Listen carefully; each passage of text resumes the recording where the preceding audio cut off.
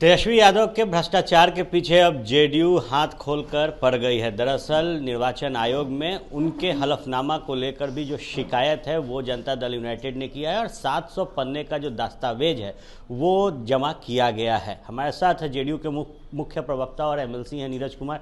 नीरज जी, क्यों सदस्यता के पीछे पड़ गए?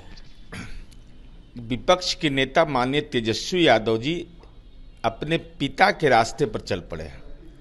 चारा घोटाला के सजा याफ्ता इनके पिताजी अब ये सैलरी घोटाला कर रहे हैं। भाई, विधायक को वेतन मिलता है 40,000 रुपया उस समय, जिस समय ये विधायक बने और ये विपक्ष के नेता बने, उप मुख्यमंत्री बने तो कैबिनेट मंत्री का दर्जा, तो आपको 11,500 रुपया वेतन मिल रहा था। और आपने बजाप्ता अपने हलफनामे में इन बातों की चर्चा की है कि हमको इतना ही वेतन मिला और वेतन मिल रहा है 12-13 लाख रुपया सालाना इनको, लोन दे रहे हैं 1 करोड़ 3 करोड़। तो कहाँ से आ रहा है पैसा?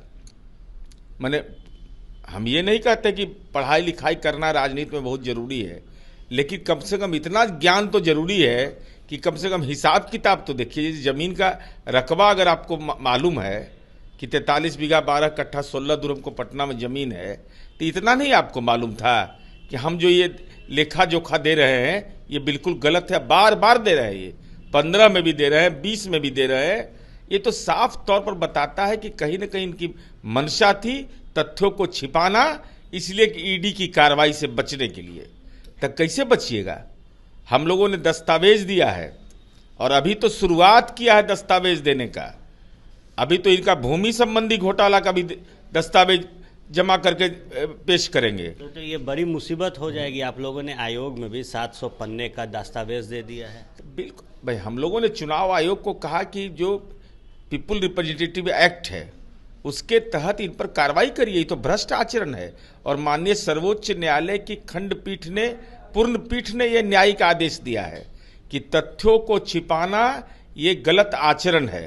तो गलत आचरण का आदमी प्रतिपक्ष का नेता रहे तो एक जननायक कर्पूरी ठाकुर के कुर्सी पर आप बैठे हुए, तो इधर जननायक की कुर्सी का अपमान हो गया। इसलिए तेजस्वी यादव जी बच के कहाँ जाइएगा, मुद्दों को भटकाइएगा, लेकिन हम लोग मुद्दे पर कायम रहेंगे और गांव गांव जाकर आपका कलई खोलेंगे कि इनको वेतन मिलता है 11,500, आई केक काटने के लिए चार्टर प्लेन पर चढ़ते हैं, विदेश घूमते हैं। तो टेक्निक बताइए। क्या लगता है अगर इस पर जांच होती है तो सदस्यता जा सकती है? जांच हो जाएगी, सदस्यता नहीं जाने का क्या सवाल है? शर्मसार होना चाहिए भाई, लोकतंत्र में तो शायद शर्मसार होना चाहिए। लोकलाज पर चलता है ना। अब बताइए, तो 11,500 कोई सुनेगा तो कहेगा कि किसको ही मूर्ख बना रहे थे, माल गटागट कर रहे थे, वेतन पूरा ले रहे थे और लिख रहे हैं 11,500। इतना भी अगर जानकारी नहीं है तो कम से कम अंकगणित तो पढ़ लेते।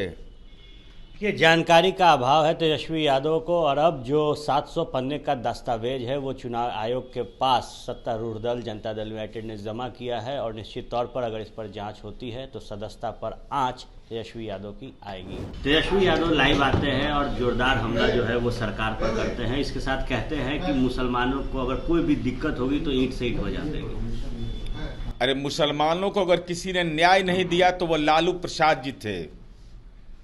सच यह है तेजस्वी यादव जी कि मुसलमानों को भागलपुर का दंगा जो कांग्रेस के शासनकाल में हुआ, दंगाई को सोना का चांदी का मुकुट किसी ने पहनाया तो आपके पिता लालू प्रसाद जी ने पहनाया।